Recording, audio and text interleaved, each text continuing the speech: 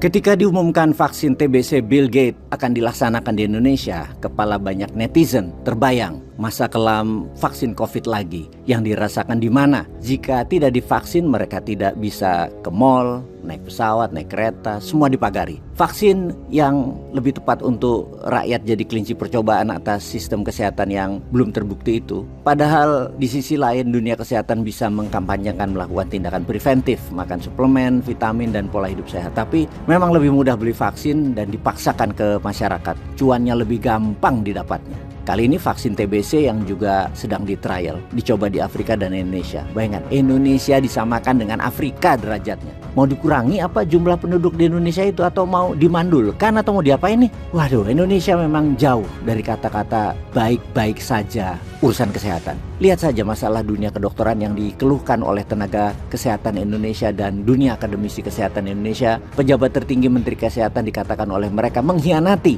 dunia kesehatan nasional. Para dokter yang sehari-harinya berjibaku dengan nyawa dan penyakit sejatinya hanya memiliki satu tujuan utama, yaitu membaktikan hidupnya hanya untuk kepentingan kemanusiaan. Itu adalah lafal pertama dari bagian sumpah Hippocrates. Sumpah yang diucapkan seorang calon dokter sebelum seorang tersebut akan menjalankan profesi dokter secara resmi. Namun betapa pilunya ketika sosok yang seharusnya melindungi para dokter, yaitu Menteri Kesehatan, justru memilih untuk menyudutkan profesi dokter dan mendiskreditkan profesi medis, seolah-olah semua kegagalan kesehatan di Indonesia bermula dari sana. Efeknya merusak kepercayaan dan kehormatan dokter Indonesia di muka rakyat Indonesia. Kiranya itu yang menjadi dasar para guru besar, profesor dari berbagai perguruan tinggi turun tangan menyuarakan keprihatinannya. Dimulai dari Dewan Guru Besar UGM Jogja, pernyataan Dekan FK Unpad Bandung, aksi doa bersama di Unhas Makassar, dan yang terbaru yaitu Salemba berseru, berujung pada surat terbuka kepada Presiden Prabowo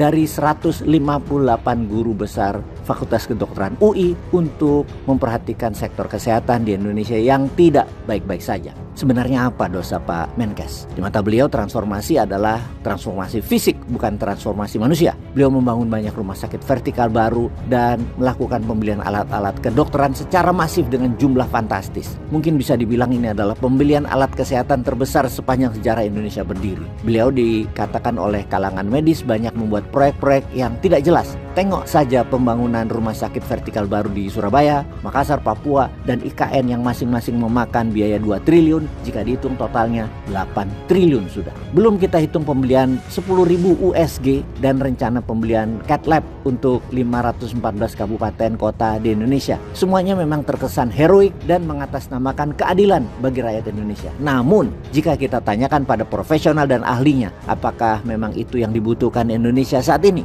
Jawabannya tidak. Setiap daerah di Indonesia memiliki demografi penyakit sendiri-sendiri. Sebagai contoh, Papua. Kasus tertinggi adalah kasus ISPA, malaria, TBC, HIV, AIDS, dan stunting. Sedangkan di kota besar seperti Jakarta, Surabaya, penyakitnya didominasi oleh penyakit metabolik seperti diabetes, hipertensi yang berujung pada serangan jantung atau stroke. Lantas, apakah bijak jika Menkes menjawab masalah di Papua? Solusinya adalah membangun rumah sakit vertikal berharga 2 triliun. Belum lagi jika kita tengok utilitas alat USG yang sudah terlanjur dibeli untuk puskesmas tidak berfungsi dan sudah banyak yang rusak karena mereka tidak tahu cara merawat alat USG ini. Lebih ironisnya, semua dana pembelian alkes, mesin, dan pembangunan rumah sakit itu menggunakan dana pinjaman sebesar 61 triliun dari Bank Dunia dan harus mulai mencicil pengembaliannya di tahun 2027 nanti. Kita tahu latar belakang Pak Menteri BGS adalah bankir, sehingga mungkin beliau mengartikan bahwa makna transformasi itu dengan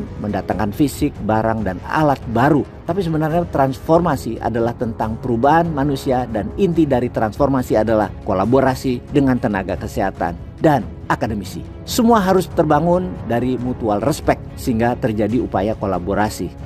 Malah menggunakan media dan buzzer sebagai kompor untuk berperang melawan tenaga kesehatan. Langkah ini melukai banyak pihak, Pak. Kita tanya sekarang, keputusan Pak Menteri tersebut apakah rakyat sekarang ini jadi semakin sehat? Apakah keputusan Pak Menteri membuat live ekspektansi di Indonesia makin baik? Apakah Human Development Index Indonesia meningkat? Apakah angka stunting, TBC, HIV menurun? Apakah angka kematian ibu dan anak turun? Apakah angka mortalitas akibat penyakit jantung, kanker, stroke turun akibat pendirian rumah sakit vertikal dan pembelian alat? Apakah kemampuan iptek dokter kita sudah sejajar dengan dokter di negara maju? Apakah kita sudah bisa memiliki kemandirian akan obat dan alkes? Apakah semua obat yang dibutuhkan masyarakat Indonesia sudah tersedia dan semua ditanggung BPJS Kesehatan? Semua itu adalah pertanyaan dasar yang jawabannya tidak pernah ditemukan di transformasi kesehatan yang dilakukannya. Presiden Prabowo dalam berbagai kesempatan menyampaikan ikan busuk dari kepalanya. Artinya baik buruk suatu lembaga dimulai dari pucuk pimpinannya. Dengan ribuan masalah dalam sistem pelayanan kesehatan di Indonesia yang parah saat ini, itu karena arah kebijakan pemimpin tertinggi sektor kesehatan yang salah,